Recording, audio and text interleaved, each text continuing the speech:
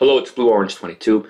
So in this video, I'm going to be reacting to an Abba and Preach video and kind of giving some disagreement to some of the things that they said.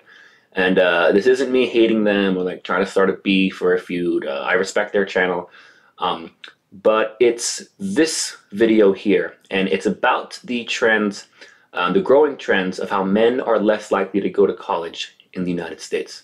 Let's take a look.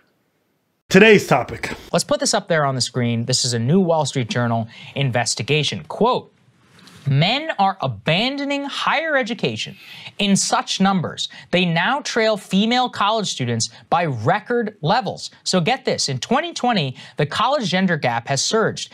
59% of college students are women, 40.5% of college students are men. And if you look even further, Marshall, so MRAs have been talking about this issue for a while now. I've done videos on this channel before, but it's even worse than the last time I talked about it, because it used to be around 56, 57%. Now they're coming out saying 59 to 41%. That's almost 60-40. That's the same ratio as 3 to 2 or 2 to 3. That's a big difference.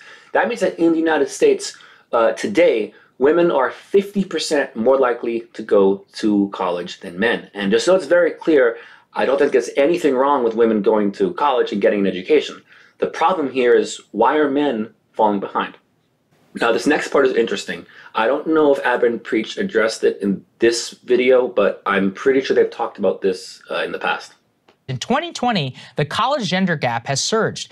59% of college students are women, 40.5% of college students are men. And if you look even further, Marshall, it is predominantly young white men, regardless of class status, both poor and those, but when you compare poor and working class white men to those of young Black, Latino, and Asian men from the same economic backgrounds, they are the ones who are kind of leading the way in dropping out. So look, there's always... Okay, so white males especially seem to be affected by this trend. Now, I just want to make something clear. If you're new to this channel or you're new to the men's rights movement, there's a myth that the men's rights movement is only for white men or secretly racist and ignores non-white men or non-American men. That's completely false and ridiculous, because men's issues affect men of all races all over the world. But it does happen sometimes. There are some instances, some stories that are also about race as well as gender, or white males in particular. I've done videos before about certain laws that discriminate against white men because that was what the law said. So, but to be clear what he's saying, that video might be slightly misleading the way it's phrased. This is not only happening to white men. This is happening to men of all races in America. It's happening to white men more, but it's happening to men of all races. Now, this is what I find interesting.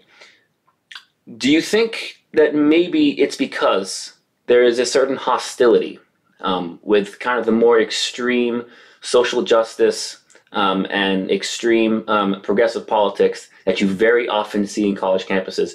Do you think that's maybe driving men, and especially white men, away? If you remember my interview, which I'll link below, with Katrina, she was a high school student. She was telling me about how bad the treatment that boys, and especially white boys, would get in the education system. And it would not surprise me if that's partially a factor as to what is going on. And again, that would apply to men as well in general. It would be worse for white men, but it would apply to men in general. So that is just something to think about.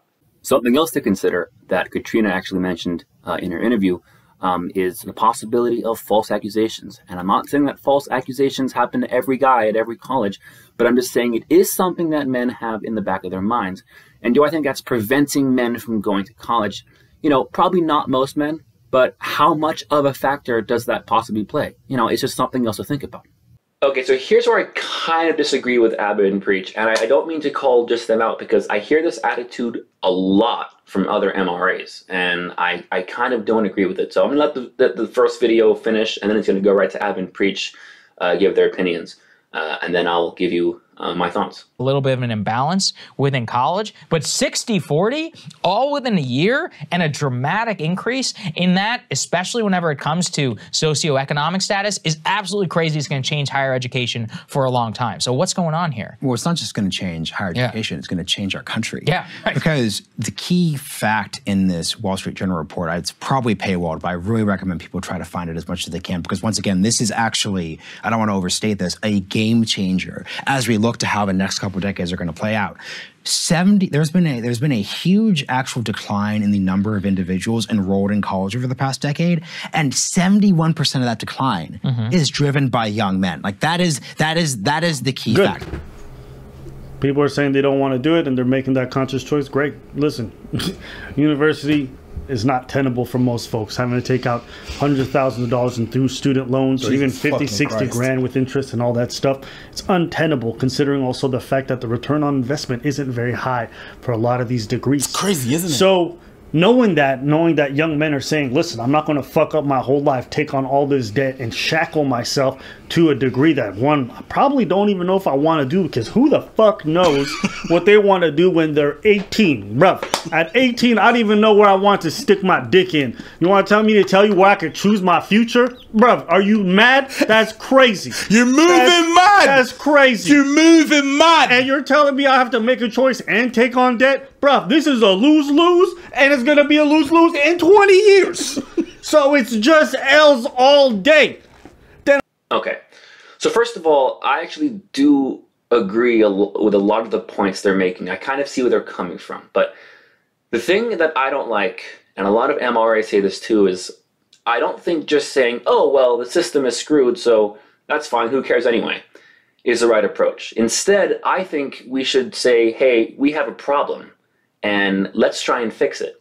And if part of that problem is not just the fact that men aren't going to college, but it's because the whole situation of going to college with student loans and debt and not even having a job after you get the degree, if that's part of the problem, then address that too.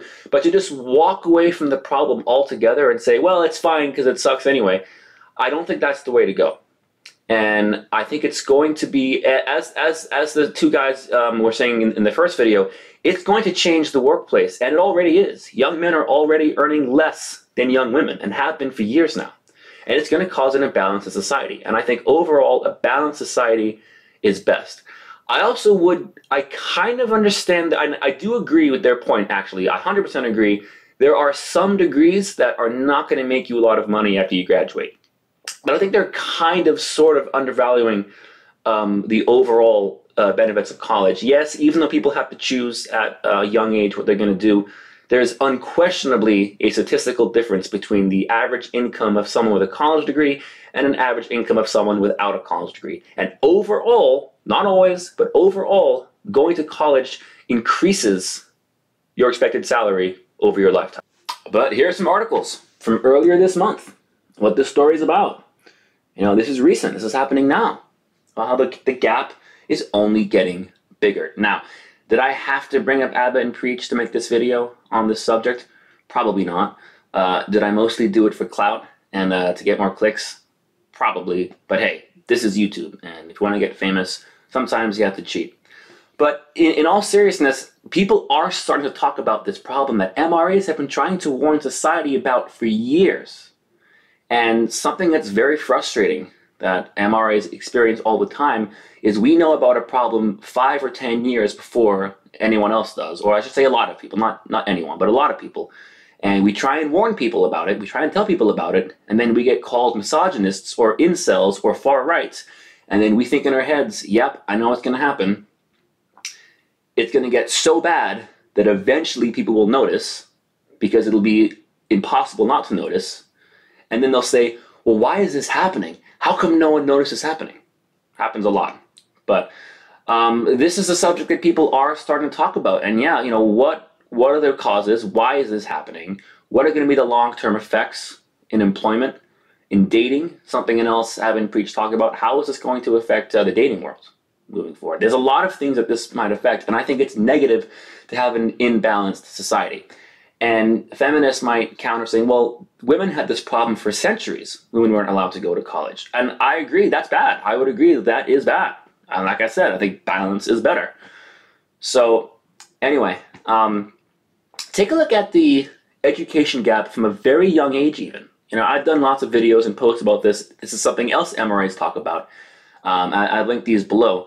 This stuff starts young. The education gender gap starts young. It starts in elementary school. Boys are behind from the very beginning. And that also might have something to do with the college gap. The fact that, A, not only do boys not do as well in school, partly because they're given lower grades for the same work, but there are less scholarships available for men, which is another point to consider.